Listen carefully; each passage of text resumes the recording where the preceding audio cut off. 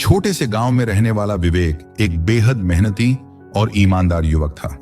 उसके पिता ने उसे सिखाया था कि मेहनत का कोई विकल्प नहीं होता और ईमानदारी से जीने वाले की राह कभी बंद नहीं होती। लेकिन जीवन हमेशा आसान नहीं होता। विवेक का सपना था कि वह एक सफल व्यवसायी बने और अपने माता पिता को गर्व महसूस कराए। लेकिन जब भी वह कोई काम शुरू करता, असफलता उसका पीछा नहीं छोड़ती। कभी पैसे की तंगी, कभी गलत साझेदारी और कभी हालात ऐसे बनते कि उसका हर सपना टूटता चला गया। आखिरकार एक दिन सब कुछ खोकर वह पूरी तरह टूट गया। उसके पास कोई काम नहीं था, कोई पैसे नहीं थे, यहां तक कि घर के हालात भी इतने खराब हो चुके थे कि मां की दवाइयों के लिए भी पैसे नहीं थे। एक रात निराश विवेक एक सुनसान सड़क पर अकेला बैठा था। उसकी आंखों से आंसू बह रहे थे। उसे लग रहा था कि अब सारे रास्ते बंद हो चुके हैं। अब क्या करूं?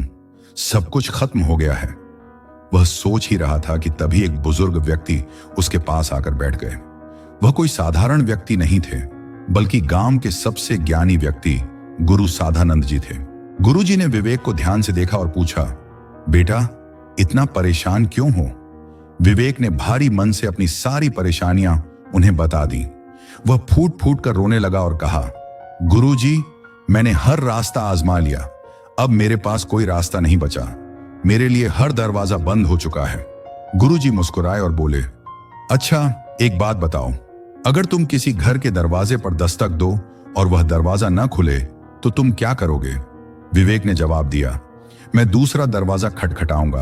अगर वह भी ना खुले तो कोई और रास्ता देखूंगा। गुरुजी बोले, यही जीवन का नियम है बेटा। अगर एक रास्ता बंद हो जाए तो दूसरा ढूंढो। लेकिन समस्या यह है कि लोग बंद दरवाजे के आगे ही बैठे रहते हैं और अपनी किस्मत को कोसते रहते हैं। विवेक चौंक गया। उसने कभी इस दृष्टिकोण से सोचा ही नहीं था। गुरुजी ने आगे कहा, बेटा, तुम्हें एक कहानी सुनाता हूं, ध्यान से सुनो। एक बार 3 नाविक एक विशाल समुद्र में फंस गए।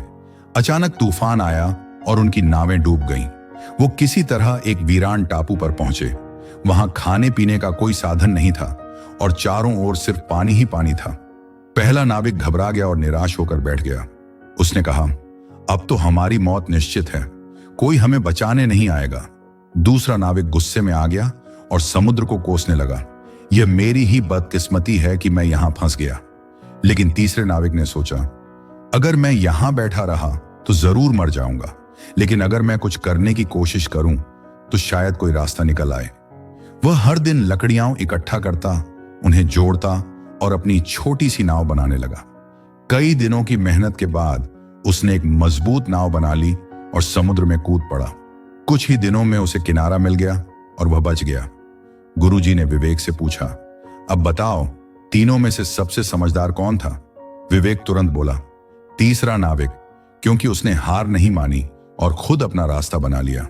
गुरुजी मुस्कुराए और बोले, यही तो असली सीख है बेटा। जब सारे रास्ते बंद हो जाएं, तो खुद अपना रास्ता बनाना सीखो। समस्या तुम्हें रोकने नहीं, बल्कि तुम्हें मजबूत बनाने आती है। विवेक की आंखों में नई चमक आ गई थी। वह समझ चुका था कि हार मानने से कुछ नहीं होगा। अब उसे खुद अपने लिए नया रास्ता बनाना था। अगली सुबह उसने गांव के कुछ लोगों से बातचीत की और देखा कि कई किसान अपनी फसल सही दामों पर नहीं बेच पा रहे थे। उसने एक योजना बनाई, गांव के किसानों को जोड़कर एक नई मार्केटिंग रणनीति अपनाने की। उसने ऑनलाइन प्लेटफॉर्म की मदद ली और उनके उत्पाद सीधे ग्राहकों तक पहुंचाने की व्यवस्था की।